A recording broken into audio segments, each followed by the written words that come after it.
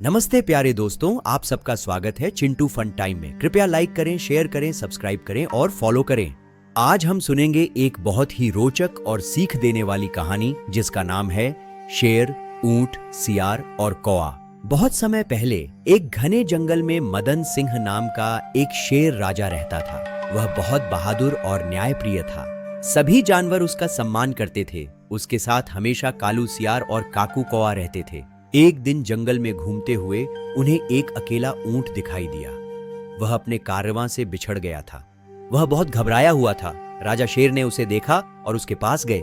राजा शेर ने कहा, डरो मत दोस्त, यहां तुम पूरी तरह सुरक्षित हो। ऊंट ने झुककर धन्यवाद दिया।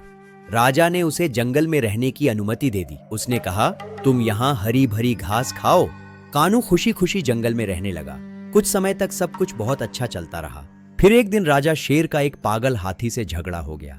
हाथी ने राजा को घायल कर दिया। राजा बहुत कमजोर हो गया और अब वह शिकार नहीं कर सकता था। जंगल में खाने की कमी होने लगी। सभी जानवर परेशान हो गए। कालू सियार और काकू कौवा को सबसे ज्यादा चिंता हुई। कालू बोला, हमें कुछ करना होगा। उसकी नजर कानू पर गई और उसके मन में एक बुरी चाल आई। उसने काकू से कहा, चलो ऊंट को इस्तेमाल करते हैं। काकू राजा के वादे को लेकर डरा हुआ था।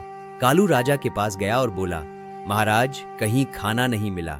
हम सब बहुत कमजोर हो गए हैं। अगर कोई खुद बलिदान दे तो यह पाप नहीं होगा। राजा बहुत दुखी हुआ और मान गया। कालू ने सबको इकट्ठा किया और कहा, चलो राजा के लिए खुद को बलिदान दें। पहले कौआ आगे आया। काकू और कालू ने नाटक किया।